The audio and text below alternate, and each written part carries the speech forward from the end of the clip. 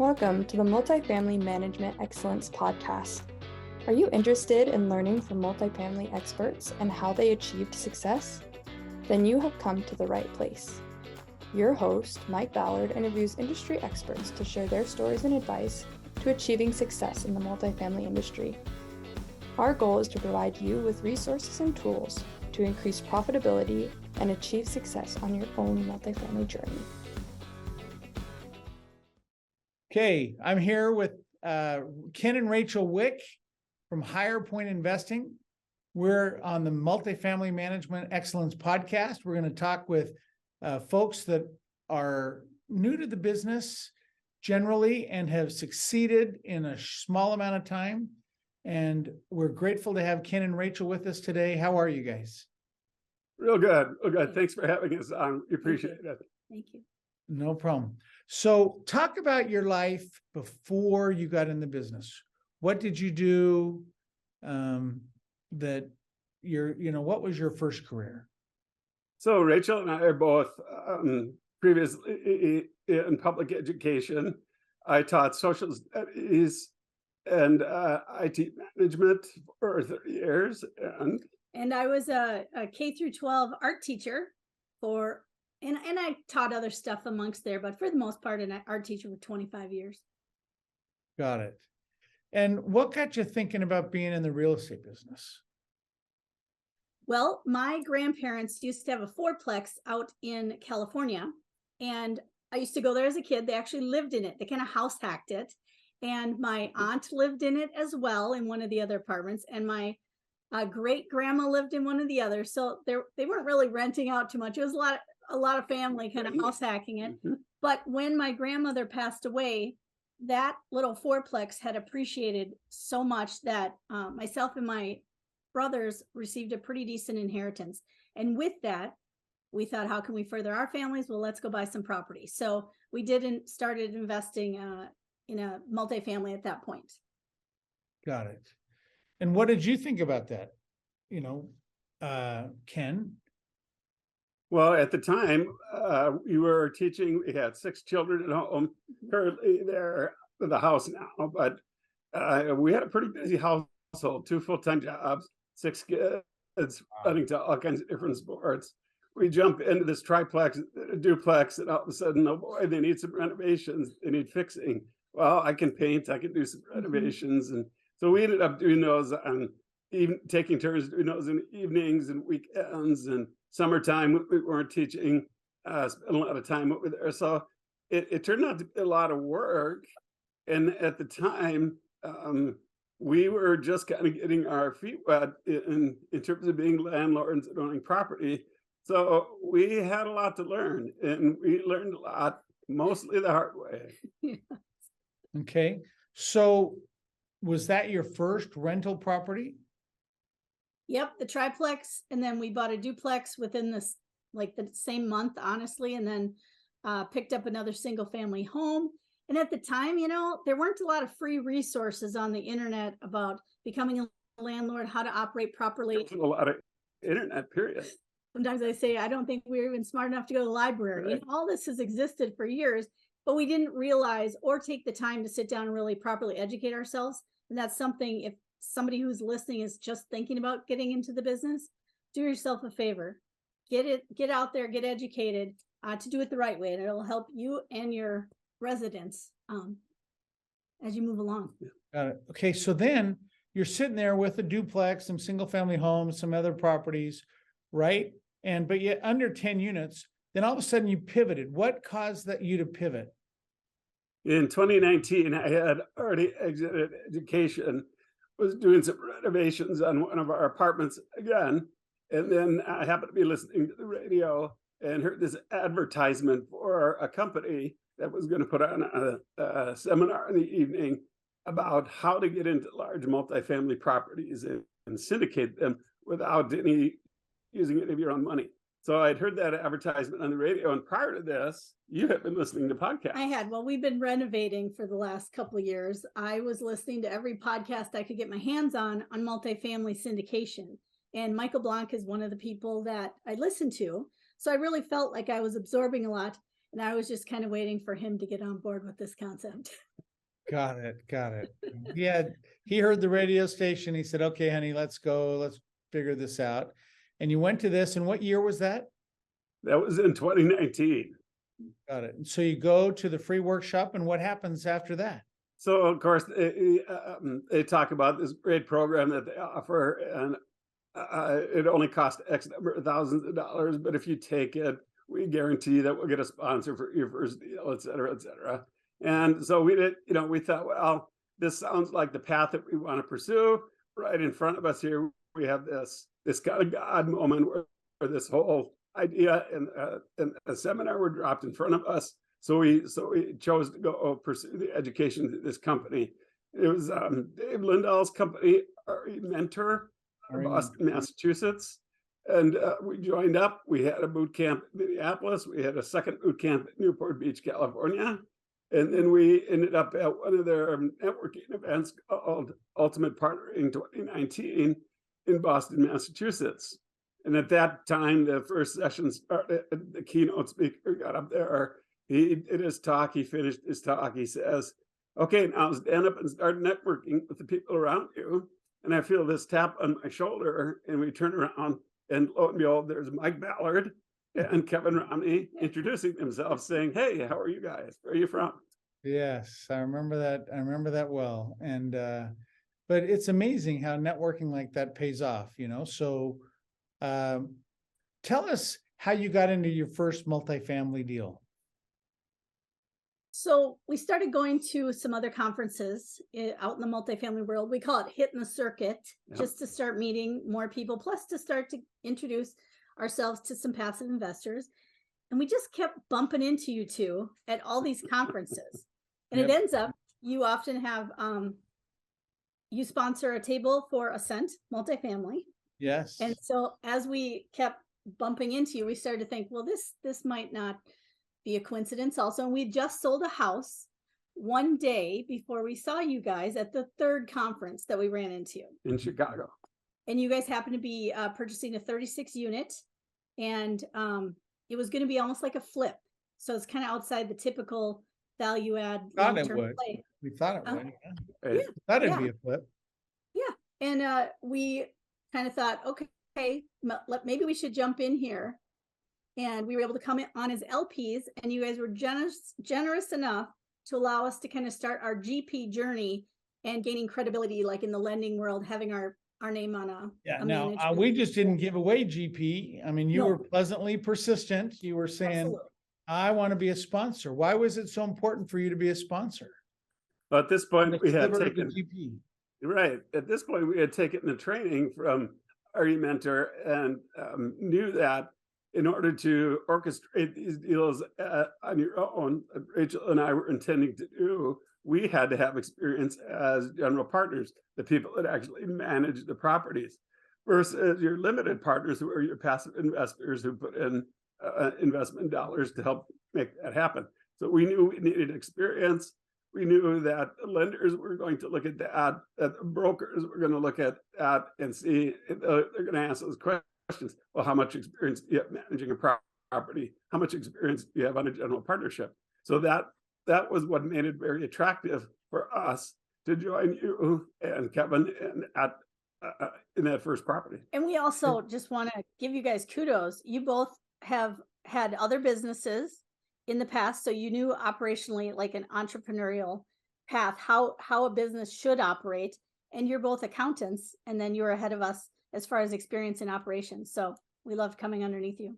No problem. And part of that, you would participate in the asset management calls from time to time. Oh yeah. Absolutely. So you could tell the future lender, hey, I'm on the weekly asset management calls. We talk to the property manager. We've learned this, that, and the other. And those types of, we came out, we got to see renovations, meet with the, I don't know if he was the contractor, or he was more so executing the operations, property management. Yep. He took a tour of the property, he took a tour of the neighborhood.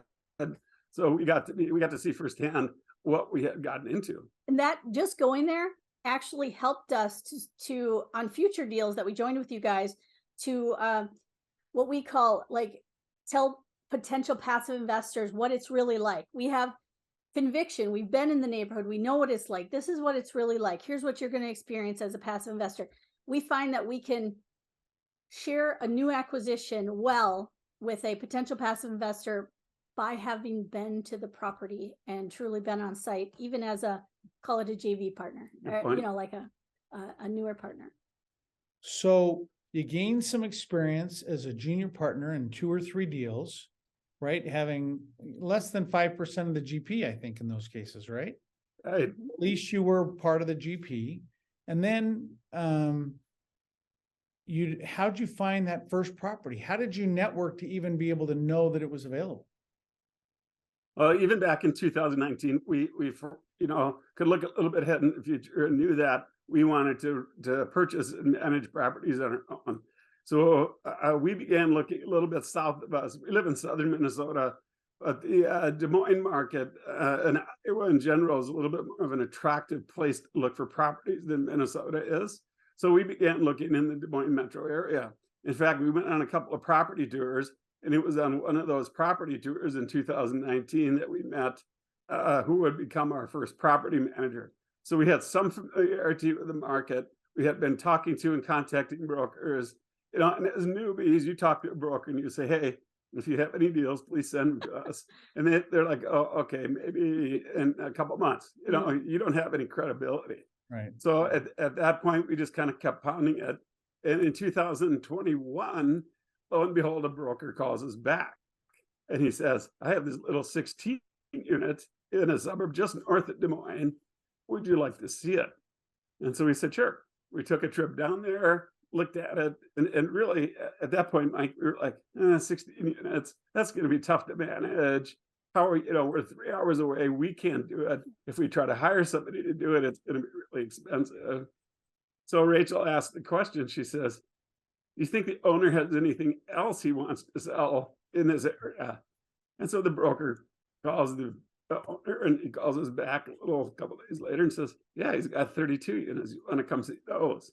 So the seller decided to sell us 48 units instead of 16, which made that project easier to manage, easier to afford with property management.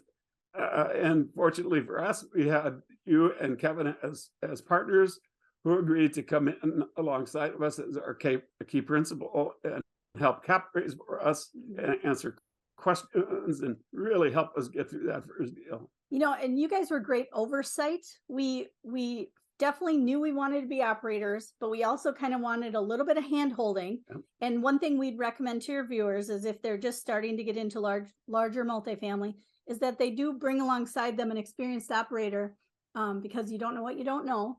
And they've been there and they've done that. And so that was great having you guys alongside them. Yeah. And, as you were fundraising, that I just remember being on a couple phone calls with you as you were trying to get there. Talk about that experience when you were so excited to get a purchase and sale agreement, right? And it gave you like 60 days to close. And tell us what that experience was like as you're trying to close your first deal. So the broker calls us the day that he calls us to tell us we have a signed purchase and sales agreement. So we spend a little bit of time on the phone with them. Of the LY. Yeah. And so we get off the phone and we look at each other and we're like, now what are we going to do? Oh, no. Because we had never crossed this. Well, and we did it by ourselves. Like we didn't have anybody else checking our underwriting or anything. It was the first deal that Ken and I went solo on. Mm-hmm. But we'd been hearing that from God anyways. He was telling us to do it. And we're like, and then we do it and we actually get an LOI accepted. So then we're like, oh no, we overpaid. Yeah. But then we didn't. We're doing great. So. Okay. So then you go through the standard process. You line up a lender, you line up an inspection, you talk to investors, you get your bank account set up, your LLC set up, all the work that goes into putting that syndication into motion. And then we started calling people and asking for money. And when you haven't done this before, that's not an easy sell to people out there. In fact, we're actually part of a Kingdom Real Estate Investor Group that's got people across the country who are Christians and are involved in raising money and syndicating multifamily apartments with the goal of improving the kingdom and also leaving a legacy for the people that live in those complexes. So 2 weeks before we're supposed to close, we're sitting at a meetup in Dallas, Texas, with all the people in this Kingdom REI group. And at the end of the whole 2-day meeting, the leader stands up and says, "Who has a need or a want? If you have a need or a want, come sit up in this chair in the middle of the big circle of people and tell what your need or want is." So Rachel and I go up, sit in this chair. We say, "Hey guys, we got $25,000 in the bank. We got to raise 1.25 million in 2 weeks. Can you just pray for us?" Like, we had soft commits, but we only had 25,000 in the bank 2 weeks before close. As you can tell, like, there was hair falling out with the stress. I remember being on the phone with you around that time, probably before that meeting, and you were a little emotional, like Absolutely. whatever. And we said, okay, here's the process, and sometimes you just got to be on the phone and cold call and do this. And well, and that's what happened. Go ahead and share. So we decided, we had some friends in the group that we wanted to spend an extra day down in Dallas with, so we stayed an extra day. And the next morning, the morning after that, we looked at each other and I said, "Rachel, let's just start calling the people on our list," like Mike was talking from about. The webinar. And these were mostly people that had attended one of our 2 webinars. And the first guy we talked to is a Minnesotan. He's got a specialty printing company that has a plant in Minnesota and a plant in Iowa. And we talked to him for a while. And lo and behold, at the end of the day, he says, "I'll put 400,000 in." Yep. And that's the ball rolling for us. When we could start to tell people, "Hey, we've got 400,000, we've got 25,000, we've got 50,000 here." That started creating that sense of urgency for people to get into the deal. And these were people that we had talked to prior to that moment in the hotel room. So they knew about the deal. They had the investment deck in front of them. And we just had to kind of get back in the game and off the bench and close it. And probably a tip for your listeners is, as you're doing your first raise where you're bringing in investors, just remember, it's an opportunity for them. There's no need to convince people. If you've got a good business plan and you're going to execute and you've done your homework, it's an opportunity. A lot of people just don't know about this. I mean, we actually find ourselves teaching a lot, just that these exist, how they work.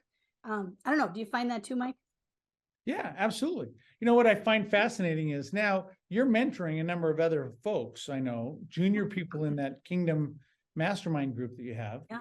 But 4 years ago, you couldn't have imagined yourself doing that. No.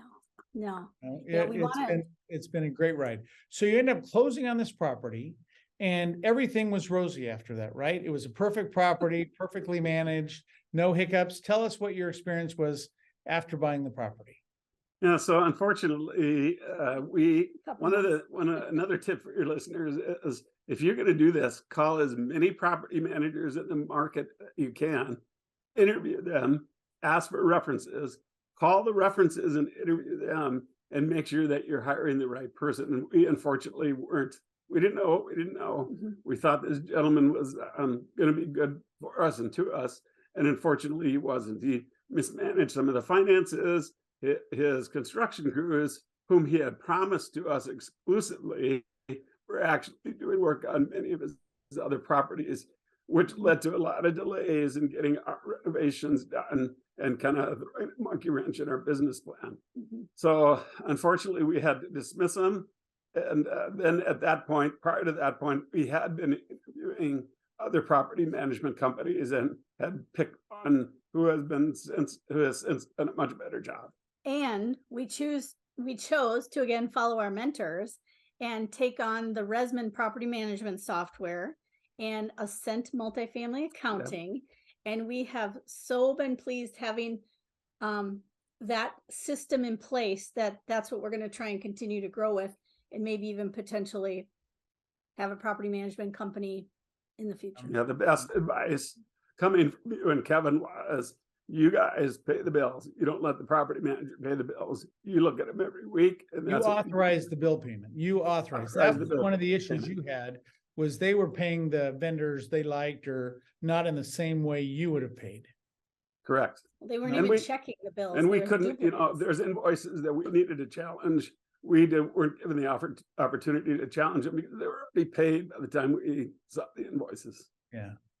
So you got to be careful. I mean, there's a lot of well-meaning people there, but they have different priorities than you do. So you need to have the right amount of control, right? And to do what you need to make sure what you want to have happen happens. Yes.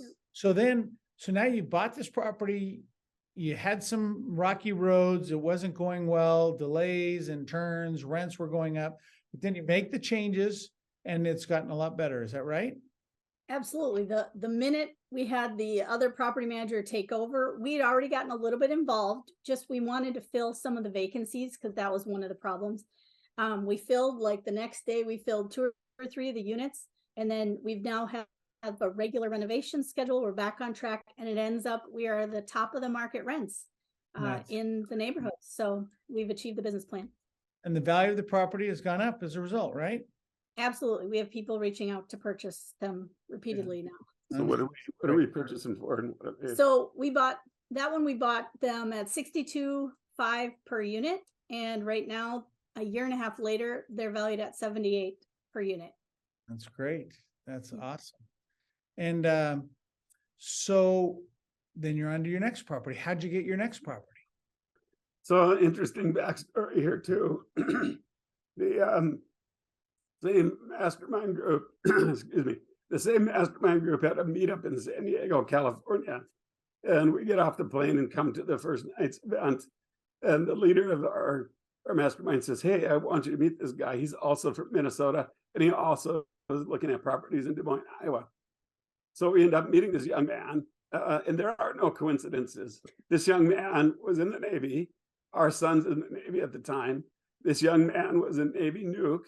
Our son was a Navy nuke. He grew up in Plymouth, Minnesota, where my brother and his wife live. And his name is Morgan, and our daughter's name is Morgan. And then it just so happens that he owns a property 1 block from the property that you guys are in on with us in Ankeny, Iowa. I mean, what are the odds of that? So we knew at that point we were going to be partners at some point in the future. And 9 months later, we were. There you were. You knew it. And so how big of a property is that? So this one is 136 units. They were the main sponsors, the main partners. They called us up in August, early August last year and said, "Hey, can you guys help us? We're about 2/3 of the way done with the cap raise. We need a little extra help. Would you like to help us?" So we came in as minor partners and capital raise with them, and are also on the general partnership of that property as well. Why would he think to call you to share the GP? I mean, did you invite yourselves into the deal? Did you tell him you'd be open to working together in the future?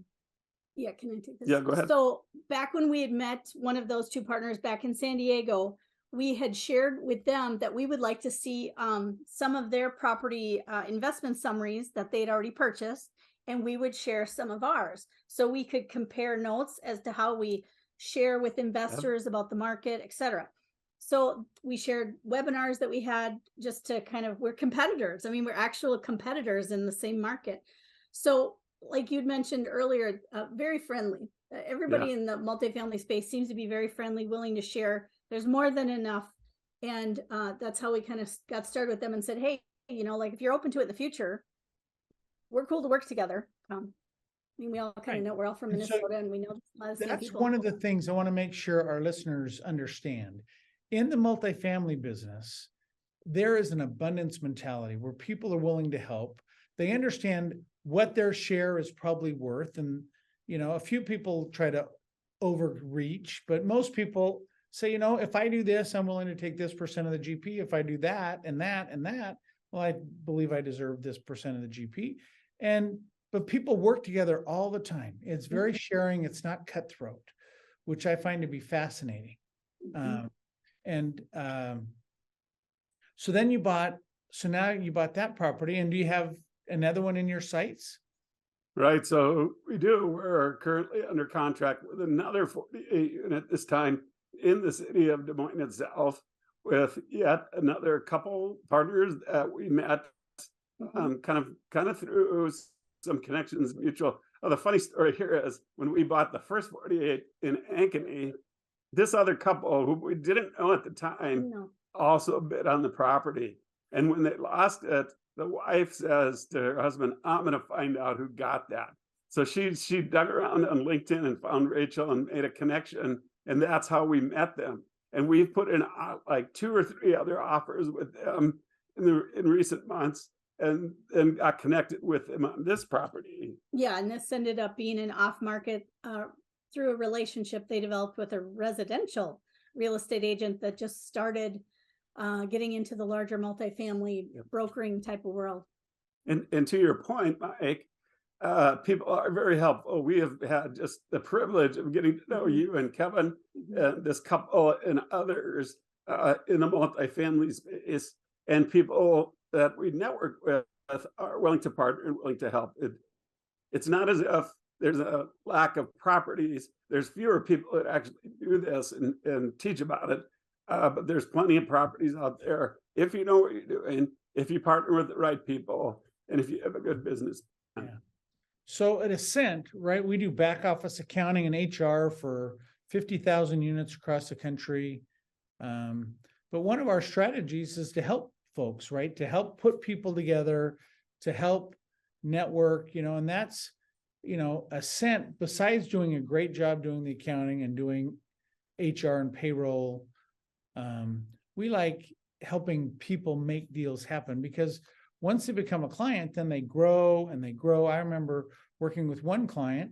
She didn't have any properties. She said, we're gonna get these 3, and I want you to be my back office to start with.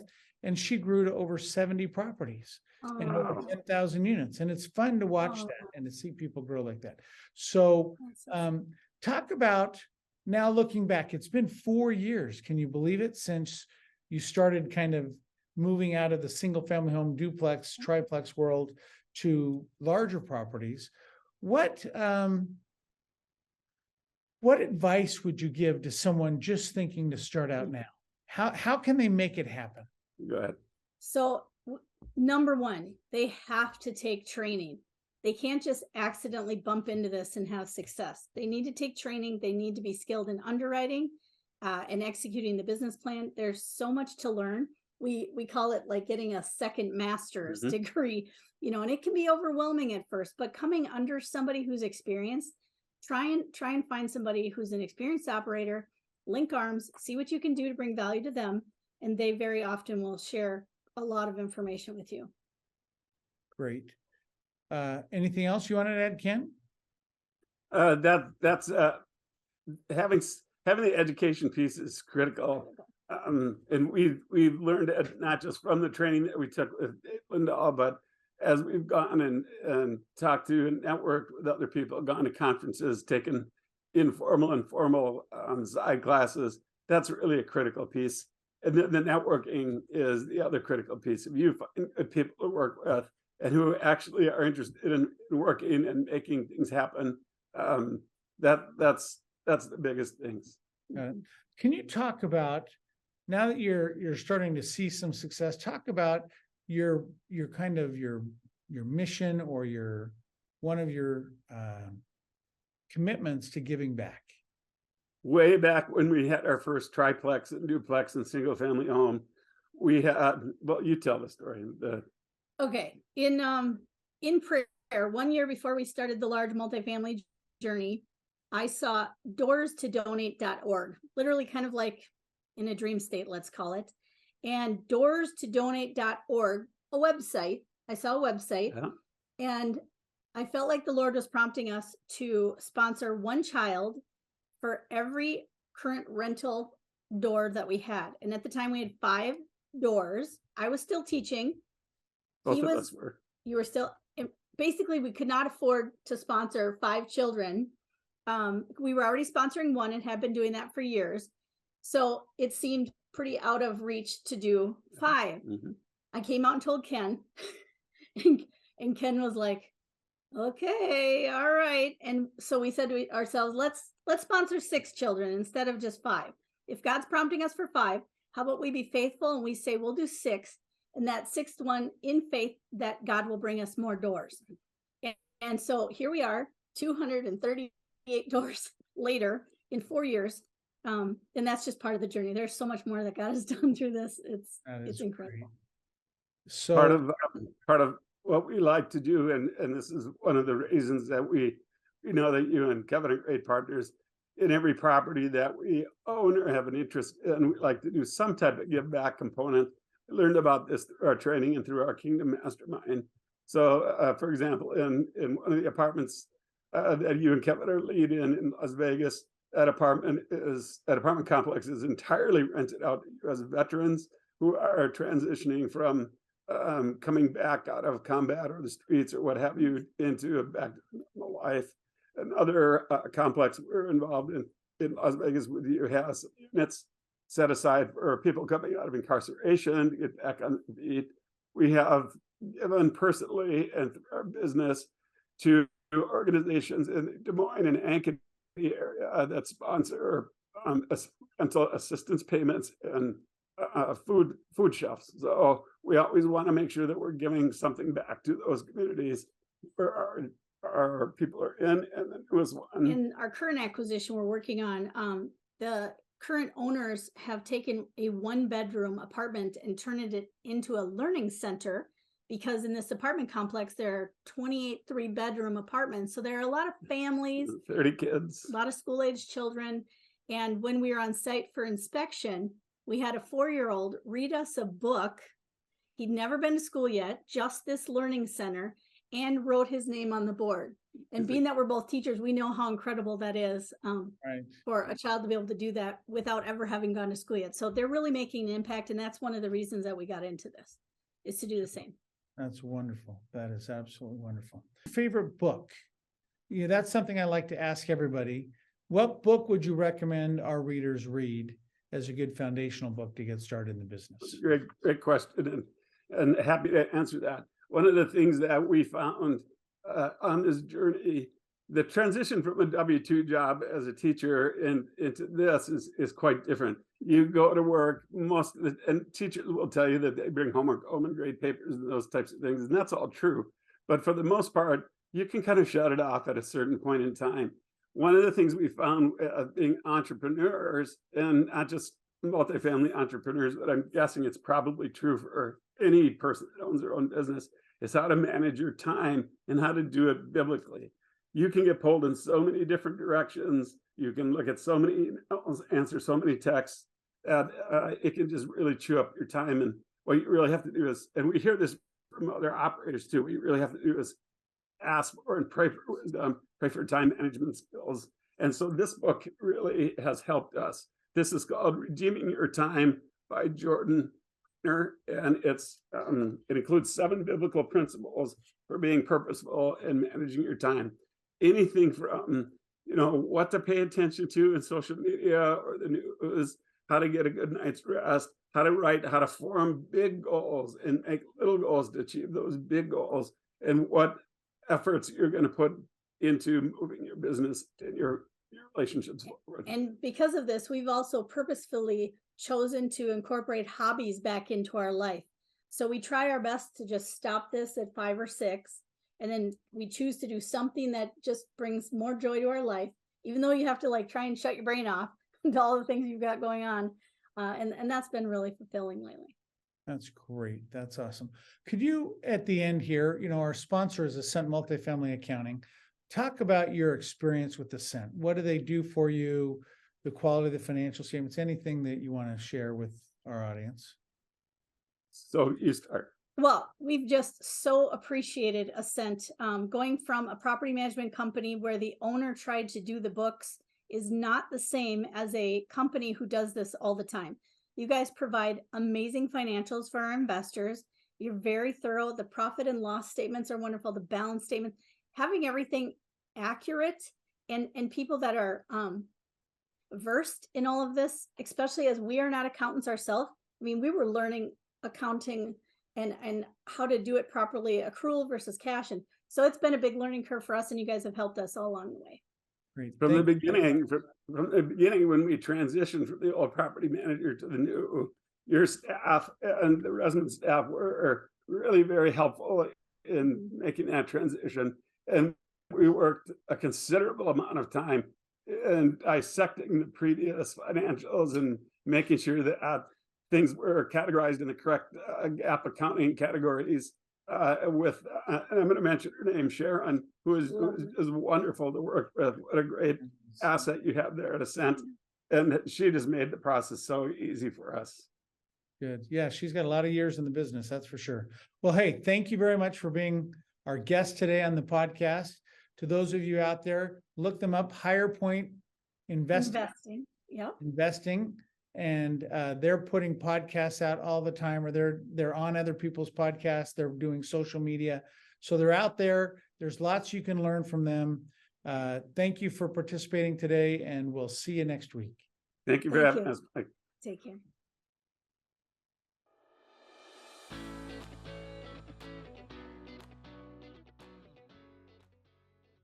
Thank you to Ascent Multifamily Accounting for making this podcast possible.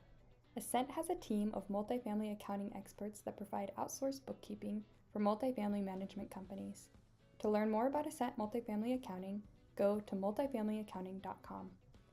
We hope you have enjoyed listening to the Multifamily Excellence podcast. If you want to hear more from multifamily experts like this, you can find our podcast on Apple Podcasts and YouTube. We appreciate your support and can't wait to have you join us again for our next episode. Until then, take care.